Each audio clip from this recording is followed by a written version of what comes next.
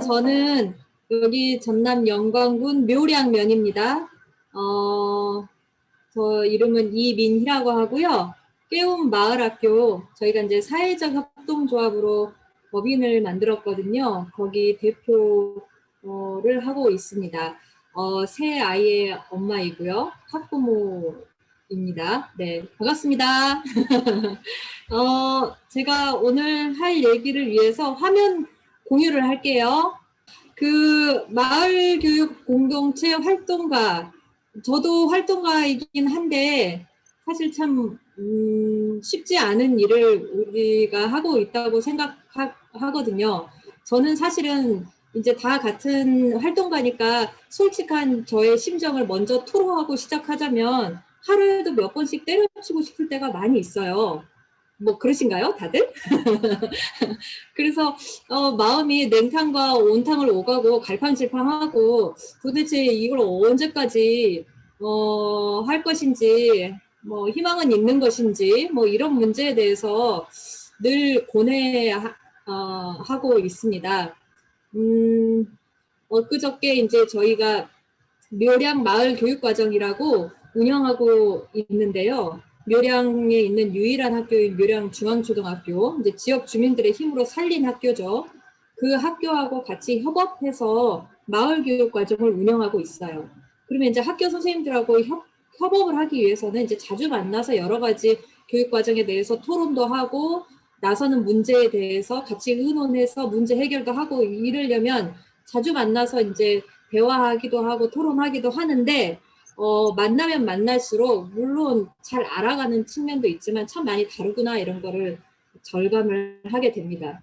그래서 선의로 하는 일이고 선의로 하는 말임에도 불구하고 상처가 될 때도 있고 서운할 때도 있고 이제 그런 감정을 막 겪으면 좀 힘들기도 하고 무릎이 꺾이기도 하고 그럴 때가 있더라고요. 그래서 저의 요즘 고민은 마음의 평정을 어떻게 유지할 거냐 이런 거 고민하고 있습니다. 저의 신경 토로였고요. 저희 지난해 제가 갔을 때는 이제 저희가 묘량면에서 작은 학교 살리기 운동을 통해서 어떻게 없었던 마을이 생겨나고 지역 공동체가 재생되었는가에 대한 말씀을 드렸던 걸로 제가 기억을 해요. 그러면은 이어서 오늘은 그걸 토대로 해서 현재 묘량에서 벌어지고 있는 다양한 변화들, 이 변화를 통해서 무엇을 모색하고 있는가 이런 부분에 대해서 잠깐 말씀을 드리겠습니다. 저희 슬로건은 마을을 품은 학교, 학교를 품은 마을입니다.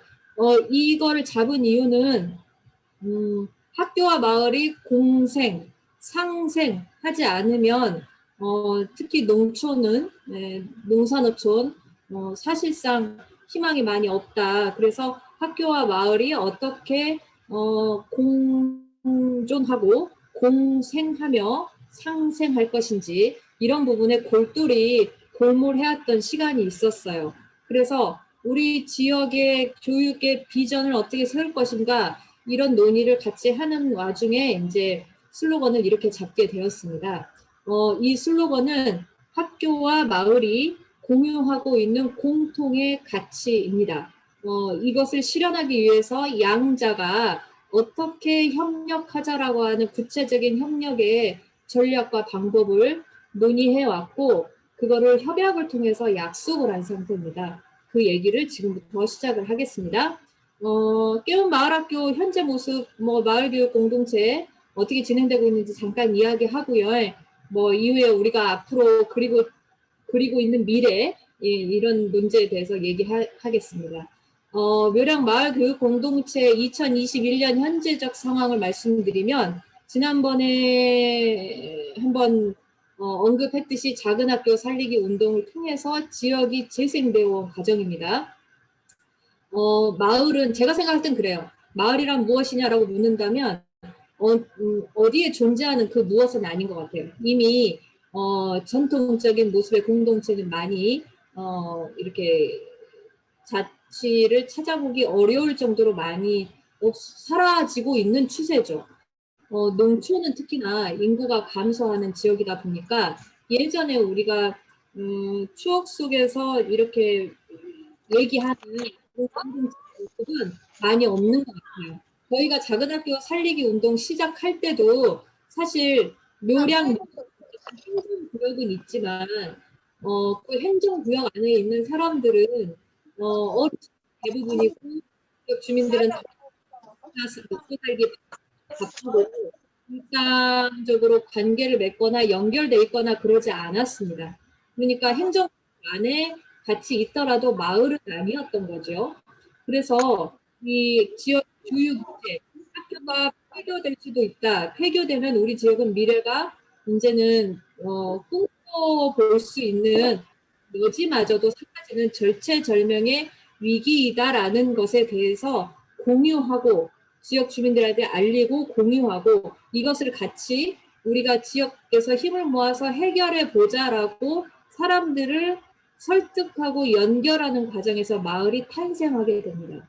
그러니까 묘량면이라고 하는 행정구역은 존재했지만 마을이라고 할 만한 곳이 별로 없었단 말이죠. 다 어르신들은 그 고령의 어르신들은 다 고립돼 있고 지역에는 빈집이 뭐 수두룩하고 아무튼 그런 자원이 열악하고 이런 곳이었기 때문에요. 그래서 어쨌건 학교 살리기 운동이 단순히 학교 하나의 폐교를 막는 데서 그친 게 아니고 그것을 하는 과정에서 해체됐던 공동체의 어떤 연결망이 복구가 되고 사람들이 관계를 맺기 시작하고 지역의 미래에 대해서 이야기하기 시작하고 어떤 새로운 꿈을 꾸기 시작했다. 이렇게 된 거죠. 그래서 작은 학교 살리기 운동은 단순히 학교를 하나 살리는 운동이 아니고 지역을 재생하는 운동이었다. 저는 이렇게 정리하고 있습니다. 그래서 지역을 재생한 데 기초해서 그러면 다음 단계로 어떻게 나아갈 것인가 이제 이런 고민을 많이 했었어요. 그래서 그 다음 단계로 나아가기 위한 다양한 논의를 하던 끝에 아까 그 마을을 품은 학교, 학교를 품은 마을이라고 하는 비전을 정립하게 됩니다. 그 비전은 이렇게 협약을 통해서 약속을 했습니다. 그러니까 저희가 2009년도부터 작은 학교 살리기 운동을 시작했다면 묘량 마을교육공동체 역사는 대략 12년 정도 됐잖아요. 그런데 2009년도에 시작했는데 10년 만에 이렇게 문서로 결실을 맺게 돼요. 10년이라는 세월이 걸렸죠. 만약에 10년이라는 시간의 축적이 없었다면 어려웠을 겁니다. 어차피 신뢰와 관계라고 하는 거는 오랜 시간을 두고 형성되는 것이기 때문에 몇 개의 프로그램, 몇 개의 사업을 가지고 이걸 할 수는 없는 것이겠죠. 그래서 협약서를 맺게 돼요. 협약서를 보게 되면 묘량 마을교육공동체 협약서 두 가지 지점에서 중요한 의미를 내포한다고 보고 있습니다. 첫 번째는 깨운 마을학교는 묘량면을 대표해서 이 협약에 참여를 한 것입니다. 그래서 깨운 마을학교와 묘량 중앙초등학교 지역에 있는 유일한 학교는 비전을 공유한다는 게 첫 번째입니다. 마을교육 공동체 뒤에서 이제 개념에 대해서 얘기를 하겠지만은 마을교육 공동체의 본질은 자치라고 생각해요. 자치. 자치를 하기 위해서는 구성원들이 공통으로 향유하는 비전이 있어야 합니다. 목표, 나침반, 어디를 향해서 우리가 같이 나아가자. 이런 데 대한 것이 필요한데 학교와 마을이 공동으로 비전을 공유한다. 이게 굉장히 시사점이 있다고 생각해요. 사실은 이거를 시작으로 해서 이 비전을 실현하기 위한 여러 가지 각종의 다양한 어떤 방법을 세우는데 굉장히 수월해졌어요. 논의가. 네.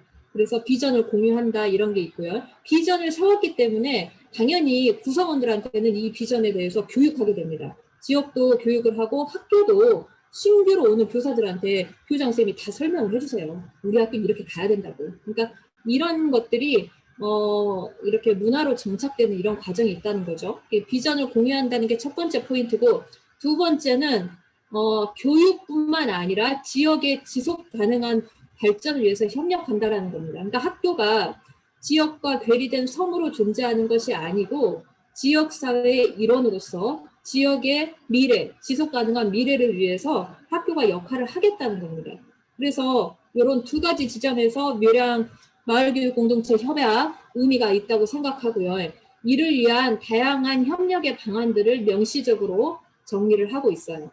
크게 보면 마을 교육 과정을 같이 운영하는 겁니다. 두 번째는 마을 교육 과정뿐만 아니고 다양한 마을학교 프로그램들이 있을 거 아니에요. 이 마을학교 프로그램들을 하는 데 있어서 학교는 물적인 지원, 그러니까 공간을 개방하는 것부터 시작해서 필요한 학교가 감당해야 되는 부분에 있어서는 지원을 하겠다는 겁니다. 이거는 큰 의미를 갖고 있다고 저는 개인적으로 평가를 하고 있거든요. 그러니까 이전에도 깨움 마을학교는 모든 프로그램을 묘량 중앙초등학교에서 했어요. 그러니까 요즘 이제 교육부 학교 단위 공간혁신이나 영역 단위 공간혁신 사업을 하면서 주된 포인트가 이제 지역화, 교육과정도 지역화, 이를 위한 공간혁신도 지역화. 그래서 마을과 학교의 복합공간, 학교 공간 복합화 이런 게 이제 트렌드가 됐잖아요. 그런데 이렇게 학교 공간 복합화를 어떤 이후 방향으로 세우고 추진하기 전부터도 깨움은 모든 프로그램을 묘랑 중앙초등학교에서 했습니다. 이게 어느 정도로 시설을 공유하냐면 그냥 전면 개방입니다. 저녁 시간, 밤 시간 상관없고요. 주말도 상관없어요. 개방하는데 그게 어떻게 가능할까? 그냥 됩니다. 그냥. 신뢰, 그러니까 그런 어떤 신뢰가 있는 거죠. 그래서 이렇게 토요일 프로그램이나 저녁 프로그램도 다 학교 시설을 이용해서 했어요. 학교 공간이 교장의 사유재산이 아니기 때문이고 당연히 교육은 공공재이기 때문에 학교 건물은 지역사회의 공유자산으로서 활용되어야 되고 학교는 그렇게 지역의 문호를 개방해야 된다. 이게 시대적 어떤 변화의 요구라고 생각하고 있습니다. 그래서 그렇게 모든 지원, 그 다음에 이제 세 번째는 거버넌스, 그러니까 학생, 학부모, 교직원, 지역 주민. 여기 이제 학생도 들어가요. 저희 학생의 대표단이 여기 협의체에 참여합니다. 참여해서 묘량 교육공동체 협의회를 해요. 그리고 마을교육과정 TFT, 그 다음에 마을교육과정에 해당 과목들을 운영하기 위한 상시적인 논의구조, 과목별 이런 것들을 가동하고 있어요. 그래서 이런 협약을 맺었고 학교가 교장이 바뀔 때마다 교장의 이 경영 철학에 따라 학교 운영이 확확 달라짐으로 인해서 마을 교육 공동체를 하는 활동가들이나 지역 주민들 입장에서는 굉장히 불안한 요소가 되거든요. 교장이 바뀌면 저 학교가 또 어떻게 바뀌려나? 저희도 늘 그랬었거든요. 심지어 저희는 암흑기도 있었어요. 암흑기. 활동이 거의 중단돼. 교장선생님이 전혀 협조가 안 돼가지고 이랬던 시절도 겪고 했었는데 지금은 이런 것들을 다 경유해서 어쨌건 묘량 중앙초등학교는 그리고 묘량면은 이렇게 지역과 학교가 협력한다라고 하는 것이 이제는 문화가 됐어요. 그래서 특별히 교장 선생님이 바뀌거나 교사들의 변동이 있어도 물론 초기에 적응하는 과정은 있겠습니다만은 특별한 크게 대세에 지장을 줄 만큼 큰 어려움 없이 현재 전진하고 있는 이런 상황입니다. 그래서 이제 이렇게 하고 있고요. 이걸 하는 모든 중간 지원조직 역할을 깨운 마을학교가 합니다. 오늘 들어오신 분들 중에 마을학교 운영하시는 분들 많이 계실 텐데요. 마을학교와 관련해서는 저는 그렇게 생각해요. 저희도 이제 프로그램을 해요. 1년 연중 정말 많은 프로그램을 하거든요. 그런데 프로그램을 운영하는 것이 마을학교의 전부는 아니라고 생각합니다. 그래서 프로그램 운영은 교육 공동체 구성원들을 이렇게 모아내고 또 그들의 욕구를 반영해서 다양한 활동을 하는 것이고요. 중요하게는 이렇게 생활권 단위, 저희가 이제 면이니까 시군구가 아니고 읍면동 단위는 생활권이잖아요. 이런 생활권 단위에서 지역사회 다양한 사람들을 근데 이걸 지역사회 교육 자원이라고 할 수도 있고 지역교육역이라고 할 수도 있는데 다양한 사람들, 단체들 이렇게 연결하고 그 안에서 새로운 어떤 그 계획을 수립하고 집행하고 이런 제반의 모든 과정을 다 이렇게 책임지고 있습니다. 그러니까 사실상 면 단위에 있는 중간 지원 조직 역할을 하는 것이죠.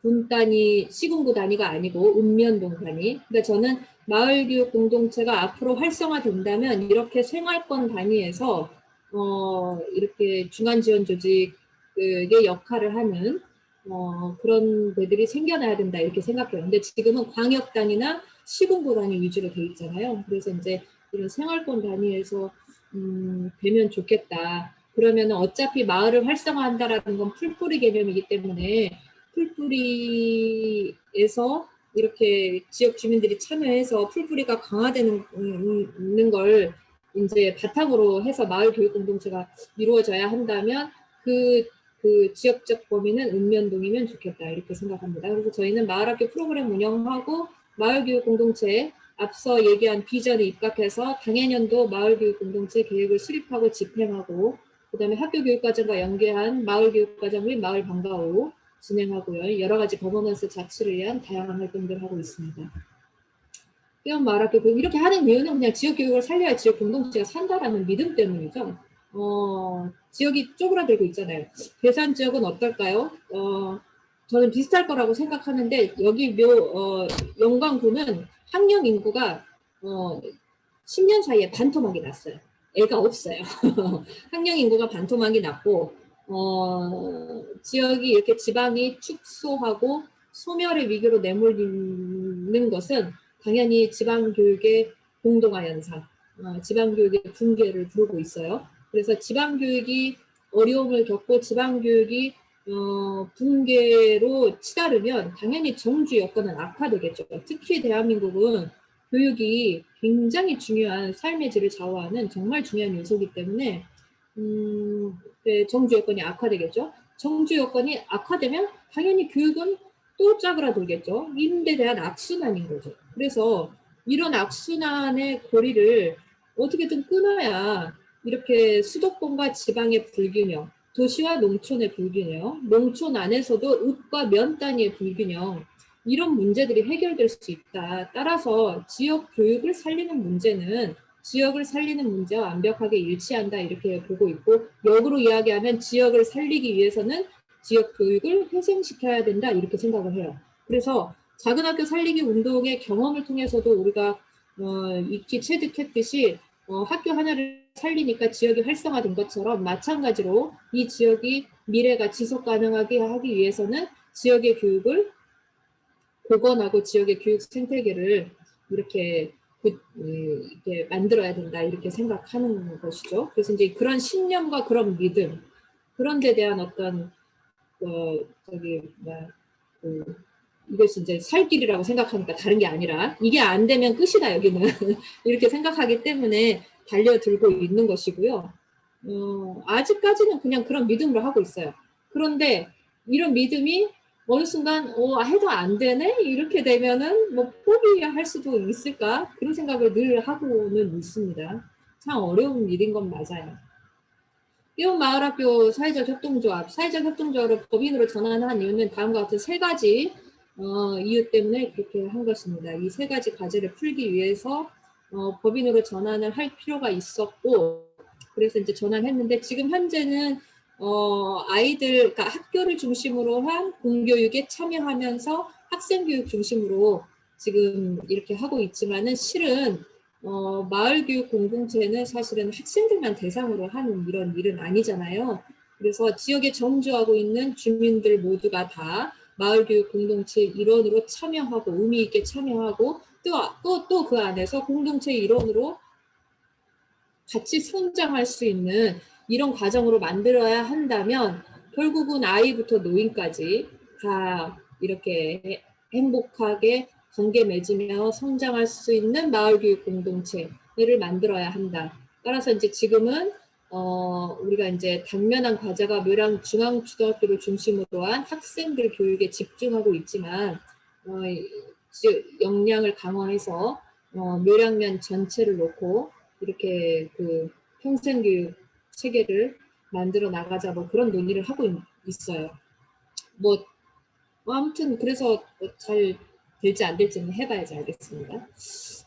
그런데 입각해서 묘량 마을교육공동체 비전 2030 이게 저희가 세운 건데 이런 고민을 하고 있다는 거 잠깐 소개해드리면 앞서 얘기했던 거하고 같은데요. 첫 번째는 지역교육 회생정책 필요하다 이렇게 생각하고 이건 사실 면 단위 차원에서 풀기는 어렵습니다.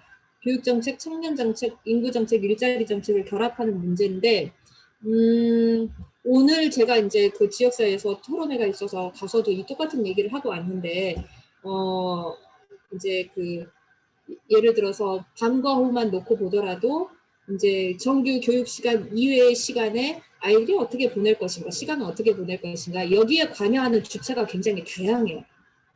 마을 교육 공동체 운동을 하는 활동가들도 있고요.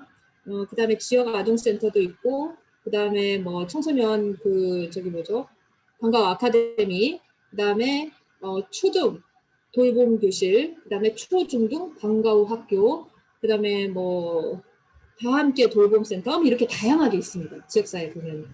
그런데 이런 다양하게 그 아동 청소년의 방과후 시간에 관여하는 다양한 주제들은 또한 산발적이고 분절적이에요. 그리고 중앙부처별로 나뉘어져 있습니다. 교육부 따로, 여가부 따로, 보건복지부 따로예요. 자, 그런데 교육이나 돌봄이나 복지나 여가 시간 활용의 요구는 생활적인 요구잖아요. 가장 일차적인. 그렇기 때문에 기초 지자체 단위에서 이거를 유능하게 통합해 나가는 노력이 필요하죠. 그런데 기초 지자체 단위에서 이거를 유능하게 통합 이게 잘 안 돼요. 그래서 여전히도 유사 중복된 서비스를 제공하고 있으면서 상당히 비효율적으로 분산적, 산발적 이렇게 되고 있고요. 그 다음에 계산은 어떤지 모르겠네요. 아무튼 영광은 그렇습니다. 그 다음에 교육정책, 청년정책, 특히 인구정책, 일자리정책은 결합해야 되겠죠. 지역에서 그 교육받고 자란 아이들이 지역을 떠나지 않고 지역에서 지역의 시민으로 지역을 강화하는데 이렇게 역할을 할 수 있게 이런 시스템이 되려면 교육만으로는 안 됩니다. 교육, 청년, 인구, 일자리 이 네 가지 영역은 필연적으로 결합이 돼야 됩니다. 그러니까 이런 결합은 중앙정부 차원에서 하기 어렵고 기초지자체 차원에서 돼야 되는 것이죠. 이런 문제는 사실 면 단위의 과제는 아니고 시 군구 단위의 과제인데 어쨌든 계속적으로 주장하고 요구하고 이를 위한 다양한 형태의 토론이나 포럼이나 뭐 아무튼 시민사회가 노력을 좀 해야 되겠죠. 읍면동 단위로 오면 일반자치, 교육자치, 특히 주민자치를 결합하려고 하는 이런 어떤 풀뿌리 단위의 노력 필요하고요. 두 번째는 이제 이런 거는 이렇게 어쨌건 일관되게 노력해야 되는 것이고 두 번째 거는 학교와 지역사회의 관계는 전환돼야 됩니다. 우리는 그 전환을 위해서 지난 10년을 노력해 왔다고 생각하거든요. 그 노력의 결과가 아까 보여드렸던 묘량 교육공동체 협약서에 명시되어 있는 그런 내용입니다. 그래서 그 협약의 정신에 따라 학교와 마을이 상호 신뢰하에 호혜적인 관계로 지속가능한 협력을 하자 이렇게 돼 있는 거고요. 한쪽이 뭐 미친 척하고 뚝박을 걷어차지 않는 이상 이 협력 관계는 유지될 것이다 이렇게 낙관하고 있어요. 그래서 어쨌건 전환해야 되고 이 전환하는 데 있어서는 세 번째 저희가 이제 전략으로 삼고 있는 건 미래형 혁신학교입니다. 해보니까 초등학교만으로는 어려워요. 교육 공동체 지속 가능성 면에서. 그래서 이제 중학교 과정을 신설하자. 중학교 과정을 신설하는데 묘량 중앙초등학교에 중학교 과정을 얹어서 새로운 유형의 초중 통합학교를 만들자 이렇게 제안을 했습니다. 이 제안을 이렇게 지역사회, 그러니까 묘량면에서 묘량면의 그 면사무소를 비롯한 기관 사회단체들, 마을 주민들, 지역사회 리더들이 다 모여서 학부모들, 학교까지 다 모여서 이 비전을 세워요. 2년 전에. 그래서 2년 전에 이 비전을 세웠고 이거를 전남도교육청에 작년에 제안을 했습니다.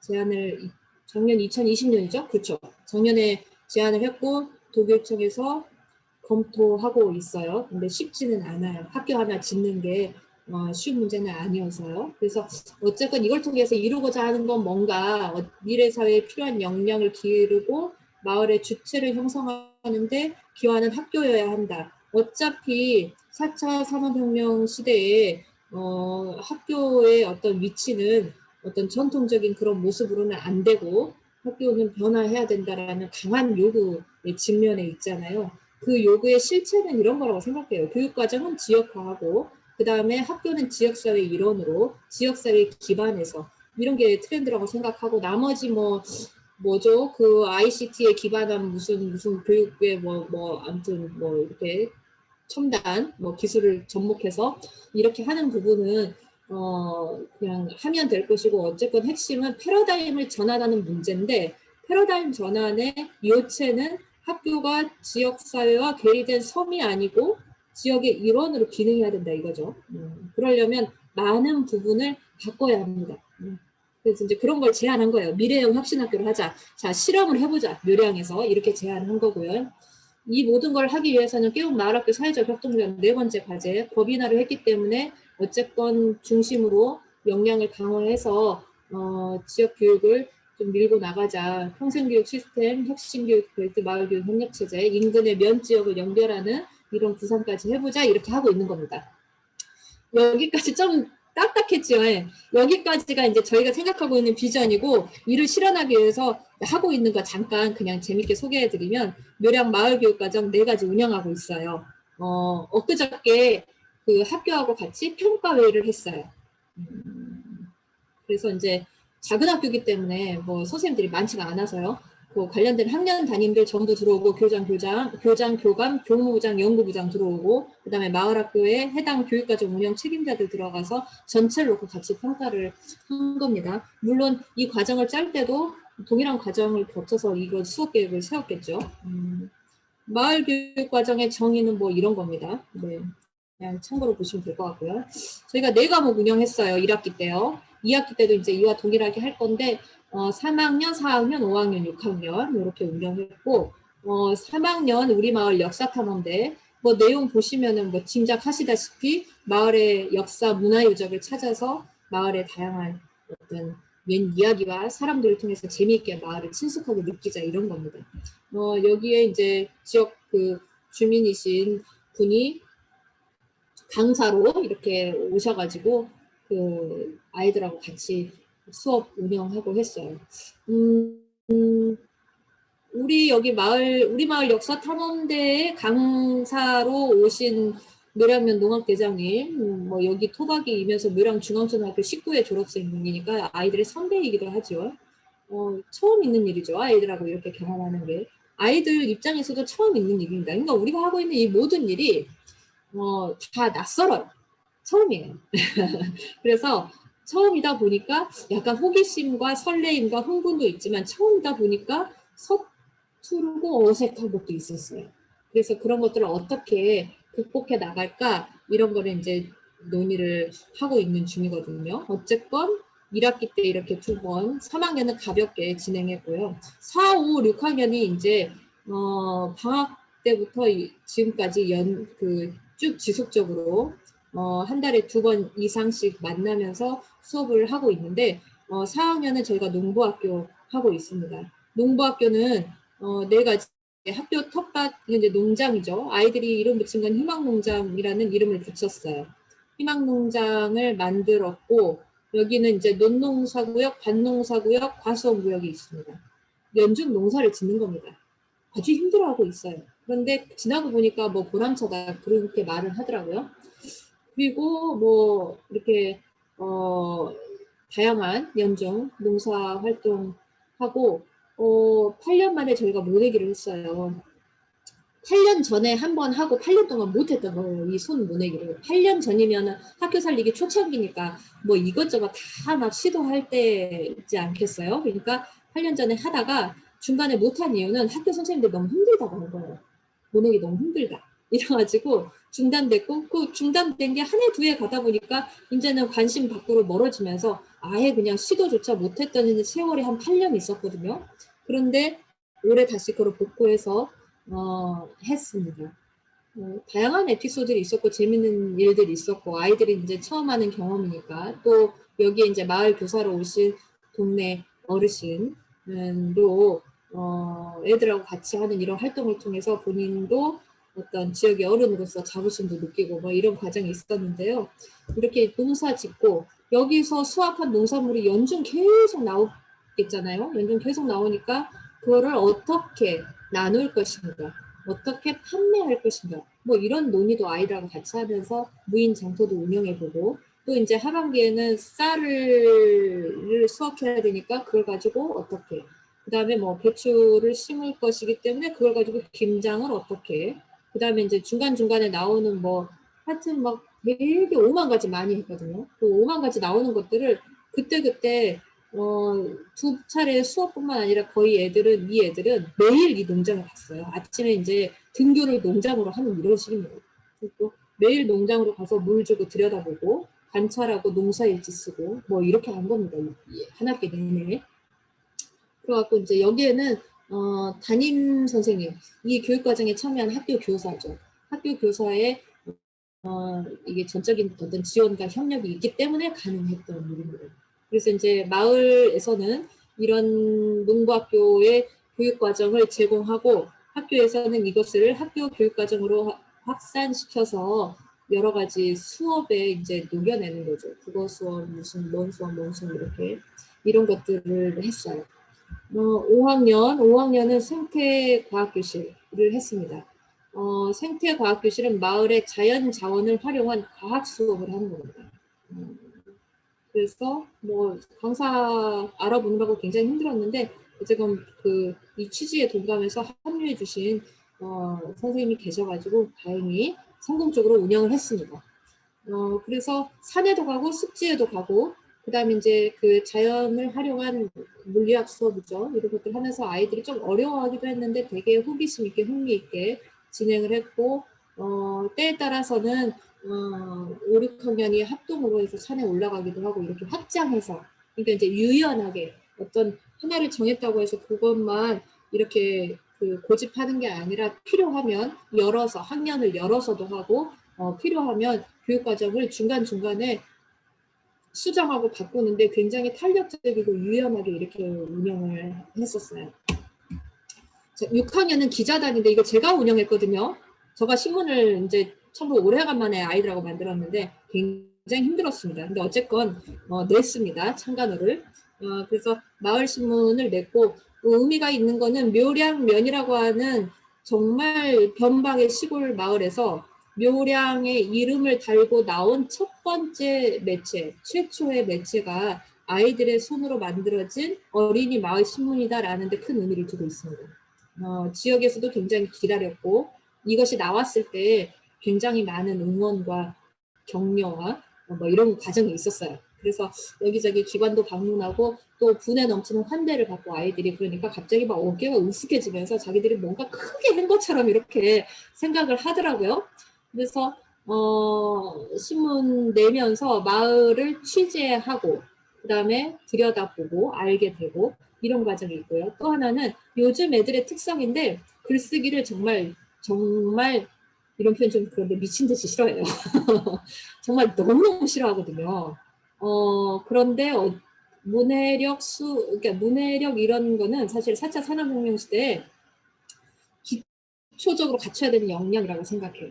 문해력. 그런데 이제 오히려 역설적이게도 이 4차 산업혁명 시대에 이제 유튜브나 여러 가지 이렇게 영상을 활용한 어떤 이런 거에 편리한 이런 거에 익숙해지다 보니까 오히려 정말 필요한 문해력 교육 이런 게 잘 안 되잖아요. 근데 이제 6학년 같은 경우는 그 중학교 과정을 앞두고 있는 아이들이기 때문에 이런 실천 경험을 통해서 이제 글쓰기 교육도 병행되고 뭐 아무튼 그런 과정이 있었어요. 그래서 2학기 때는 여러 가지 이제 지역사회 의제, 그러니까 우리 묘량면의 주요한 의제들을 아이들이 포착하고 그다음에 그거를 해결하기 위한 방안은 뭔가 자료를 모으고 사람을 만나고 취재를 해서 탐구해서 그 결과물을 신문으로 외화하는 이런 방향을 잡고 있습니다.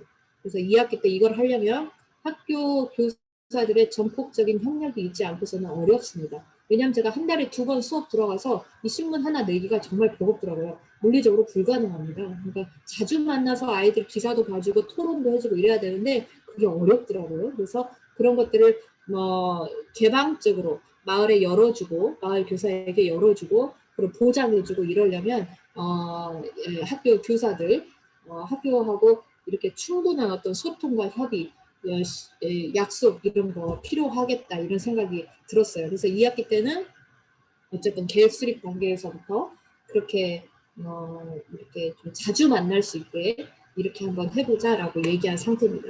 저희가 이렇게 4가지 운영하고요. 토요 프로그램도 하고 특별 프로그램도 있습니다. 프로그램 많이 하죠. 토요 프로그램은 여기 이제 이 사진에 보면 신발 사진 있잖아요. 여기가 학교예요. 저희는 토요 프로그램을 그냥 학교에서 합니다. 토요일날 과학실, 돌봄교실, 도서관 이런 데서 하거든요.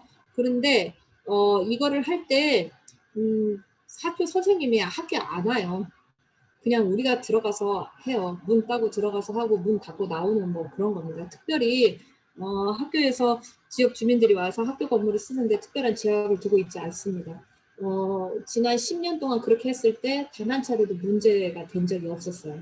예를 들어서 사고가 있었다라거나 뭐가 크게 어떤 갈등이 있어가지고 다시는 이렇게 하면 안 되겠다라는 이런 과정이 한 번도 없었기 때문에 이렇게도 되네? 그냥 이렇게 생각하고 그냥 하고 있는 겁니다. 그래서 이제 학교에서 하고 아이들도 그 과정을 너무나 당연하게 받아들이고 있고요. 그래서 책놀이 마당, 창의요리교실 이런 건 주말 프로그램으로 해요. 여기에 이제 그 마을 교사로 그 학부모들, 지역 주민들이 직접 자기 재능을 가지고 아이들하고 같이 이런 활동을 합니다. 창의요리교실 같은 경우는 희망농장, 아까 이제 4학년 농부학교에서 하는 희망농장이 있기 때문에 희망농장에서 수확하는 농산물을 활용한 교육으로 연장해서 하기도 합니다.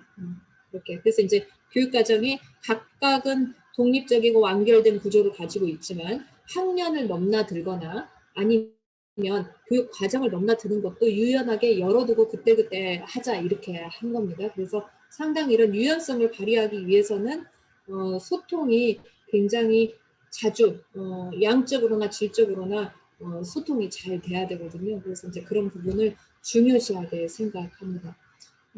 인문학 배움터 올해 그 기후위기를 주제로 해서 진행을 했어요. 1학기 때. 인문학 배움터는 학부모 지역주민 강좌입니다. 아이들 프로그램이 아니고요. 그래서 마을교육 공동체 하려면 아이들을 대상으로 무슨 프로그램을 많이 하는 것이 아니라 결국은 공동체라고 하는 어떤 삶의 방식이잖아요. 그게. 그러니까 그렇게 어떤 삶의 방식을 전환해보자라고 하는 집합적인 노력, 이게 저는 공동체라고 생각하거든요. 개인의 노력이 아니고 삶을 전환하고자 하는 집합적인 노력이다 이렇게 정의를 해요. 저는. 그래서 그 집합적인 노력을 위해서는 당연히 어른들이 많이 공부를 해줘야 돼요. 공부하지 않으면 이렇게 변화가 어렵겠죠. 그래서 매해 인문학 배움터는 깨움마을학교 전체 사업 중에 굉장히 비중 있게 중요하게 준비하고 또 강조하는 프로그램입니다. 다른 아이들 대상으로 하는 여타의 프로그램보다요. 그래서 이제 올해는 기후위기와 관련해서 집중적으로 공부해보자 했고 이것과 관련해서 교육과정에서 어떻게 아이들하고 같이 할 수 있는 몇 가지 실천 방안을 정리해서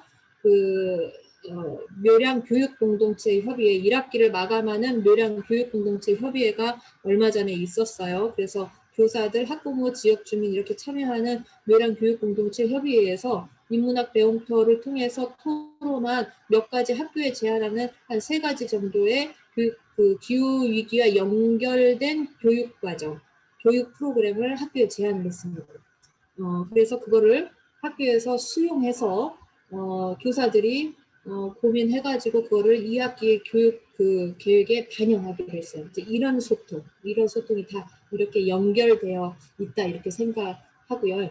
우리 마을 천문대 이거는 사실은 별자리 관측하는 건데 저희가 천체망원경도 갖고 있거든요. 그리고 이걸 지도할 수 있는 전문 교사가 있습니다. 저희 지역에.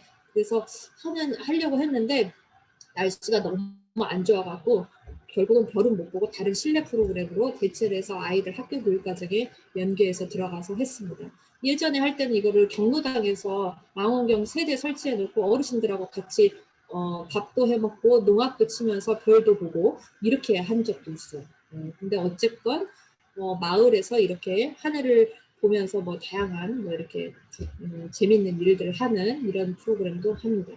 그 나머지 프로그램은요, 그 밴드나 캠프나 이런 거는 다 못하고 있어요. 코로나 때문에 못하고 있는 것들입니다. 코로나가 조금 잠잠해지면 재개해야 되겠죠. 매년 재개할 걸 검토합니다만은 매년 그냥 안 하는 걸로 지금 2년째 유예되고 있는 프로그램입니다. 참고로 묘량 가족 캠프는 묘량 중앙초등학교에 아이들을 보내는 전체 56가정이 있다 치면 56가정 중에 55가정이 참여하는 캠프입니다.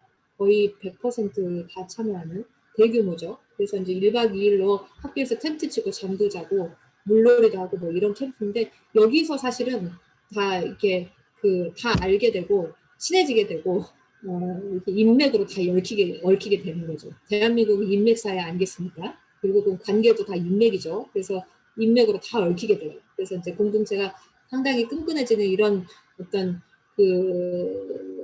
역할을 하는데 이 가족 캠프를 한 2년째 지금 못하고 있어가지고 좀 고민이 많습니다. 이렇게 하고 있고요. 이걸 하기 위한 협력적 마을교육 거버넌스 3가지 차원으로 현재 운영하고 있어요. 첫 번째 묘량교육공동체협의 아까 말씀드렸듯이 학생, 교직원, 학부모, 지역주민 모여서 학교교육과정, 마을교육과정, 그다음에 지역사회 교육의제 전반을 다 이 공간에서 논의를 합니다. 여기서 결정되면 다 반영이 됩니다. 그러니까 학교 운영위원회나 다른 어떤 의사결정 구조보다 가장 상위에 있는 거죠. 우리의 문화 속에서는 물론 이게 법적인 뭐는 아닙니다만은 우리의 문화 속에서는 묘량 교육공동체 협의회를 가장 중요한 어떤 자립적인 의사결정 구조에 가장 중요한 위치에 놓습니다. 그 다음에 마을교육과정 TFT 이거는 해당 교사들이 참여해서 논의하는 겁니다. 그래서 앞서 말씀드렸던 마을교육과정 그 구체적인 그 커리큘럼에 대해서 이 자리에서 논의하고 중간평가하고 나서는 문제에 대해서 토론하고 이렇게 합니다. 생각보다 마을교육과정을 운영해 보니까 나서는 문제가 정말 많았어요. 크고 작게. 그래서 그 많은 것들을 이제 자립적으로 해결을 해 나가야 되기 때문에 우리가 이제 여기에서 이제 우리의 뭐라고 해야 될까요? 실력 아니면 우리의 어떤 협력의 수준, 우리의 신뢰의 정도가 이런 데서 턴가름 나는 것 같더라고요. 문제가 없을 때, 평시에 평화로울 때는 그냥 조용해요. 그런데 문제가 생겼을 때 그 문제를 공동체가 어떻게 해결하는가를 보면 그 공동체의 수준이 드러난다고 생각을 하거든요. 그래서 정말 다양하게 제기되는 크고 작은 문제들을 어떻게 서로의 신뢰를 허물어뜨리지 않으면서 차이를 존중하면서도 어떻게 협력적으로 이런 게 참 어려운 문제 같아요. 그래서 그거를 하는데 굉장히 많은 공을 들이고 있지요. 그리고 많이 실망하기도 하고 많이 희망을 갖기도 하고 아무튼 냉탕과 온탕을 가장 많이 오가는 그런 게 이제 마을 교육과정 같아요. 그다음에 희망농장 운영회의. 희망농장 운영회의는 이런 겁니다. 어린이 농부학교를 희망농장에서 해요. 월에 2번씩 합니다. 정해진 교육 시간이 이제 그 학교 교육과정 안에 편성되다 보니까 교육 시간은 정해져 있어요. 물론 아이들이 매일 교육장으로 출근을 해. 뭐죠? 출근 아니고 뭐지? 학교에 가는데 등교 등교를 하는데 교육장 가서 매일 물 주고 이렇게 합니다만은 그 농장에 아이들이 없는 시간, 아이들의 교육 활동이 이루어지지 않는 시간에도 식물은 자랄 거 아니에요. 그러니까 누군가는 여기를 관리를 해야 되고 풀이 막 진군하듯이 밀려오는데 그거를 애들한테 전부 홈이 들고 매라 이렇게는 할 수 없는 문제 아니겠습니까? 그러니까 희망농장을 365일 어떻게 관리하고 운영할 것인가 이게 저희한테 정말 큰 숙제였어요. 여기에는 학교도 마을도 준비가 안 돼 있었습니다. 그냥 자기 집, 자기 농사, 내 집 텃밭 뭐 이런 거에만 익숙하지 교육장을 농장을 어떻게 운영해 이런 게 참 이렇게 미처 디테일하게 준비를 못하고 교육장만 덜렁 지어놓은 거죠. 그러니까 짓자마자 이제 문제가 나서기 시작했습니다. 심지어는 풀 매는 것부터 쓰레기 치우는 거 아니 뭐든 다 하나부터 열까지 전부가 다 문제였어요. 그래서 그거를 학교는 시설 지었으니까 관리 운영은 마을에서 하세요. 이렇게 해도 깝깝할 노릇이고 마을의 입장에서는 그러면 뭐 학교에서 돈도 한 푼도 안 주는데 그럼 우리가 어떻게 뭐 아무튼 이런 갑갑한 문제들을 안고 있었고 그거를 지금 하나하나 걸림돌들을 해결해 나가는 과정이 있거든요. 그래서 거버넌스에서 중요하게 희망농장, 그러니까 처음에는 우리가 교육공동체 협의하고 마을교육과정 TFT 두 개만 운영하고 있었는데 올해부터 희망농장 운영회의가 추가됩니다. 그래서 이 회의에서는 농부학교에 집중해서 농장을 어떻게 지속가능한 교육장으로 이렇게 만들어 나갈 건지, 그 다음에 기왕 교육장을 만든 거 4학년이라고 하는 특정 학년에 제한을 두지 말고 전 학년이 어떻게 활용하는 이런 생태 교육장으로 만들어 갈 것인지 이런 고민들을 여기서 풉니다. 그러면은 결국은 학교 회계에서 예산도 편성해야 되고 마을에서 자원도 연계해야 되고 다양한 문제들이 나서거든요. 이런 것들을 하고 있어요. 이렇게 하고 있고요. 그걸 정리하면 마을교육공동체는 마을교육자치공동체, 그러니까 모든 마을 공동체든 마을교육 공동체든 그 앞에 괄호 열고 자치가 생략돼 있다고 저는 생각하거든요. 괄호 열고 자치 괄호 닫고 이게 생략돼 있는 거죠. 그러니까 마을 공동체도 마을 자치 공동체이고 마을교육 공동체도 마을교육 자치 공동체이자 따라서 공동체는 본질은 뭐냐? 자치다 이렇게 생각합니다. 자치, 스스로 다스린다 이런 뜻이잖아요. 그러니까 자립적으로 내가 몸담고 있는 공동체 안에서 그 문제를 주도적으로 발견하고 발견한 문제를 지역 주민들, 그러니까 공동체 구성원들의 힘으로 자립적이고 자치적인 방식으로 해결해 나가는 과정이죠. 이런 과정이 존재한다면 공동체가 있는 겁니다. 근데 그런 과정이 없다면 사실 마을학교와 일반 체험 뭐라고 해야 되지? 체험처? 네. 이게 그런 체험 활동을 제공하는 그런 체험처들은 많이 있잖아요. 그런 마을학교와 그런 그냥 일반 체험처, 심지어는 학원. 제가 그런 질문 받은 적 있어요. 학원하고 차이점이 뭐냐고. 어느 지역, 무안. 전남 무안에 갔더니 어떤 분이 그런 질문을 하셨었어요. 저한테. 마을 학교는 어차피 공교육이 아닌데 공교육이 아니라고 볼 수도 없고 또 공교육이 기다라고 볼 수도 없고 좀 애매하긴 하죠. 근데 어쨌건 공교육 그러니까 학교 교육이 아닌데 학교 교육 이외의 거는 다 이제 공교육이 아닌 걸로 해서 사교육이라고 본다면 크게 거칠게 교육을 공교육, 사교육 이렇게 나눈다면 마을학교 사교육 아니냐. 왜? 학교에서 공급하는 게 아니지 않냐. 마을은 어차피 사적인 공간이니까. 그러면은 도대체 학원하고 다른 점은 뭔가에 대한 질문을 어떤 분이 하셔가지고 머리를 뱅 맞은 적이 있어요. 나는 당연히 다르다 생각하는데 그게 왜 다른지 설명해 보라고 하니까 갑자기 좀 당황스럽더라고요. 근데 어쨌건 마을학교는 교육을 통해서 수익을 추구하지 않습니다. 따라서 학원하고 근본적인 차이는 거기에 있죠. 학원은 이윤을 추구하잖아요. 이윤을 추구하지 않습니다. 교육을 통해서.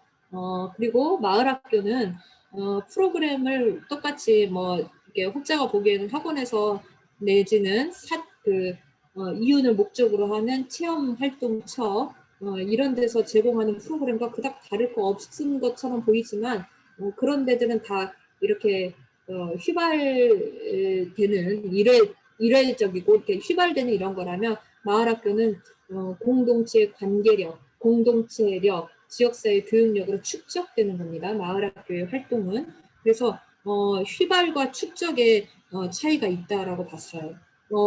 따라서 사교육이냐 공교육이냐 묻는다면 그냥 저는 공교육이라기보다는 공공성. 그러니까 마을학교는 앞서 얘기했던 학원과 이윤을 추구하지 않고 또한 휘발되지 않고 지역사회의 교육력으로 공동체력으로 축적되는 것이기 때문에 당연히 공공적 성격을 띠게 되겠죠. 네, 그래서 그런 차원의 근본적으로 다른 점이 있다. 그래서 이건 역으로 이야기하면 마을 학교도 그런 관점에서 운영될 필요가 있다 이렇게 생각해요.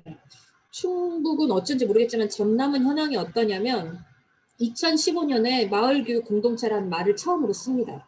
전남이요. 그리고 2015년에 처음으로 전남 도교육청에서 공모를 통해서 마을학교를 이렇게 모집하게 돼요. 그때 전남도 전체를 통틀어서 총 4개의 5개의 마을학교가 생깁니다. 그 5개 중에 하나가 깨움 마을학교입니다. 그러니까 전남에 최초로 생긴 그죠, 교육청을 통해서 최초로 생긴 마을학교 중에 하나죠. 깨움이. 그리고 지금 한 2015년도니까 지금 한 7년째 됐잖아요. 지금 전남에 마을학교가 몇 개일까요? 200개가 넘어요. 200개가 넘어요. 그러니까 2015년도에 5개로 출발했는데 7년 사이 200개 넘는 마을학교가 뭐 전남도 안에 정말 시군 면 단위에 뭐 어마어마하게 생긴 거죠. 그리고 목적 의식적으로 교육청이 늘린 것도 있어요. 뭘 통해서? 공모를 통해서 이렇게 늘렸습니다. 200개 넘는 마을학교가 생기고 난 다음에 전남교육이 그래서 어떻게 달라졌지? 정말로 마을교육 공동체의 가치와 철학에 맞게 공교육이 변화했나? 이렇게 본다면 물음표입니다. 이거에 대해서 성과적이다, 대단히 잘했다, 이렇게 평가를 못하고 있어요. 그 얘기는 돌아볼 지점이 있다는 얘기죠. 그러면 그렇게 200개 가량으로 늘어난 마을학교들이 실제로 어떤 기능을 했는가, 지역사회 안에서 이런 부분은 이제 성찰적 평가가 필요하고, 두 번째, 학교가 마을을 소비한다, 이런 표현이 참 좀 모멸적으로 느껴지기도 하는데 어쨌든 그런 경향성이 있어요. 이례적으로 소비하는, 우리가 소비당하는 건가? 저는 한 번씩 그런 자괴감 어린 질문을 해보거든요. 이렇게 소비당할 바에야 그냥 때려치자 뭐 이런 생각도 해요. 솔직히 말하면. 그런데 어쨌건 학교도 전환해야 되고 학교도 마을을 이렇게 소비하고 이례적으로 이용하고 활용하고 이런 게 아니라 마을의 일원으로 이렇게 활동, 이렇게 전환, 이렇게 위치를 자신의 어떤 정체성을 재정립해야 되는 거죠. 이제 그런 것들인데 그런 것들이 안 되면 이제 사실상 양적으로 200개 이상 늘어난 마을학교가 뭔 의미가 있겠나 이런 데 대한 평가를 최근에도 했었습니다.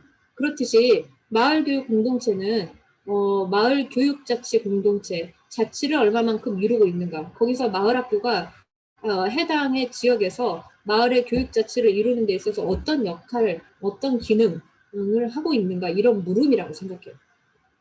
그래서 지속가능성 관점에서는 공통으로 향유하는, 여기 이제 학교와 마을이죠. 공통으로 향유하는 목표, 또는 마을 안에서 지역 주민들과 공통으로 향유하는 목표. 묘량면으로 따지면 우리 묘량은 지역 교육을 살려서 농촌 교육의 여기 면 단위를 묘량면이라고 하는 변방의 작은 시골 마을을 농촌 교육의 메카로 만들자, 뭐 이런 목표를 공유하고 있어요. 그러니까 중학교도 만들려고 하는 거고, 이렇게 그 깨움 마을학교를 통해서 다양한 사업들을 하고 있는 거거든요. 두 번째, 마을의 교육 의제를 상시에 발굴해야 되겠죠. 10년 전에 묘량의 마을 교육 의제는 학교 폐교를 막는 것이었습니다. 폐교를 막았죠. 2015년도에 폐교를 막고 안정적인 궤도에 올라서자 학교 하나 살린 것에서 그치면 안 되겠네라고 해서 처음으로 마을 학교를 만들어요. 2015년에 마을교육의제는 마을 학교를 통한 지역사회 교육력을 확보하기 위한 어떤 다양한 역량을 이렇게 묶어 세우는 것을 교육의제로 삼게 됩니다.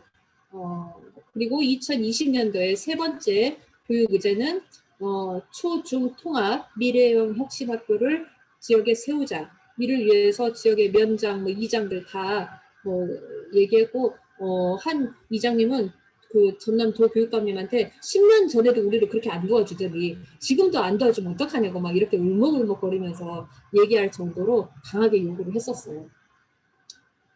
그런 거 그렇게 해서 농촌 교육의 메카로 만들자. 이런 데 대한 이렇게 단계별로 시기별로 이런 교육 의제를 이렇게 발굴해서 이거를 우리가 같이 협력해서 자치적으로 풀어가자 이렇게 하는 겁니다. 그래서 그런 것들이 있다면 마을 교육 공동체가 있는 것이죠. 그런 것들이 있다면. 그래서 저는 마을 학교 그 자체가 마을 교육 공동체일 수도 있고 아닐 수도 있다 이렇게 생각하고 있어요. 아닐 수도 있다. 그래서 끊임없이 이렇게 프로그램 그러니까 프로그램 사업뿐만 아니라 이런 어떤 지역사회 교육의 어떤 지역 주민으로서 그다음에 시민으로서 책임적인 역할을 높여 나가는데 이제 기여하는 마을학교면 좋겠다 이렇게 생각하고요. 뭐 그래서 뭐 이런 말이 있어요. 아인슈타인이 한 말입니다. 어디를 가다 제가 이걸 맨 처음 얘기하고 시작하는데 제가 늘 고민하고 있는 것이거든요. 도대체 문제는 뭘까? 네, 마을 교육 공동체가 확산되고 있고 또 이제 그 개정 교육 과정이 되면서 교육 과정의 지역화 이런 얘기를 하면서 자꾸 마을로 나가라 그러고 마을과 결합하라 그러고 막 이런 데 대한 학교 현장으로의 압박이 심해질 거예요. 교육 과정을 바꿨기 때문에. 그런데 그만큼 마을과 학교는 준비되어 있는가 이렇게 본다면은 사실 조금 역량의 차이, 환경의 차이에 따라서 천차만별일 듯해요. 그래서 이렇게 개정교육 과정이 명시한 대로 이렇게 곧바로 즉각적인 전환, 그다음에 고교학점제에서 요구하는 대로 곧바로 즉각적인 전환 이건 어려울 듯합니다. 그러면 앞으로 어떻게 해야 될까? 특히나 우리가 마을교육 공동체 운동하면서 가장 크게 부딪히는 게 입시 제도 교육하고 입시 경쟁 교육하고 이게 정면으로 배치된 얘기를 우리가 하고 있는 거잖아요. 그런데 입시 경쟁 교육은 너무나 강고한 벽처럼 버티고 있죠. 그래서 마을교육 공동체 이렇게 한들 도대체 결국은 다 대학 입시라는 블랙홀로 다 빨려 들어갈 것인데 과연 어떤 의미가 있을까 이런 생각을 하잖아요. 그래서 정말 무수한 많은 질문들을 안고 있는 활동이 우리가 하고 있는 마을교육 공동체 활동이지 않을까 이렇게 생각합니다. 그래서 어떤 질문을 마음속에 품을 것인가 이게 참 중요한 문제라고 생각을 해요. 좀 애매하죠. 어렵죠. 아무튼 그래서 저는 늘 그렇기 때문에 저가 이제 혼자서 이런저런 생각하면서 이제 냉탕과 온탕을 오간다 이렇게 표현했듯이 때려치고 싶다가도 그냥 한번 가보자. 갈 때까지 가보자. 이렇게 하다가도 뭐 좋은 날도 있다가도 뭐 쳐다보기 싫을 때도 있고 하여튼 막 그래요. 그래서 그럴 때마다 이제 질문들 왜 이 일을 하고 있지? 무엇을 위해서 이런 거를 하고 있지?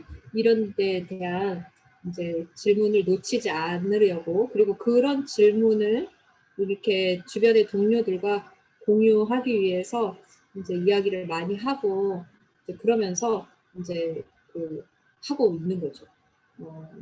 하루하루를 이렇게 잘 마감하는 걸 목표로 합니다.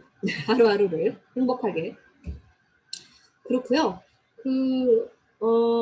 그래서 전망과 실천 이런 거 중요하다고 생각해요. 현실이 어려울수록 전망을 잘 세우는 거 정말 중요한 것 같아요. 왜냐하면 앞으로 나아갈 수 있는 나침반이자 힘이 방향타가 되는 거잖아요. 그래서 우리가 지금 현재 하고 있는 일이 조금 어렵고 이렇게 뭔가 손에 잡히는 뭔가가 이렇게 느껴지지 않더라도 지금의 국면을 넘어서면 어떤 국면이 오겠다. 그 국면에 가서는 어떤 변화가 있을 수 있겠다. 그를 위해서 지금 현재 무엇에 집중해야 되겠다. 뭐 이런 것들을 한번 고민해 보는 데는 어떤 큰 전망을 한번 구상해 보는 것도 저는 방법이라고 생각해요. 그래서 우리가 전망을 세운다면 그 전망을 쫓아가는 우리의 실천이 좀 쉽게 지치지 않지 않을까? 아니 말이 되나?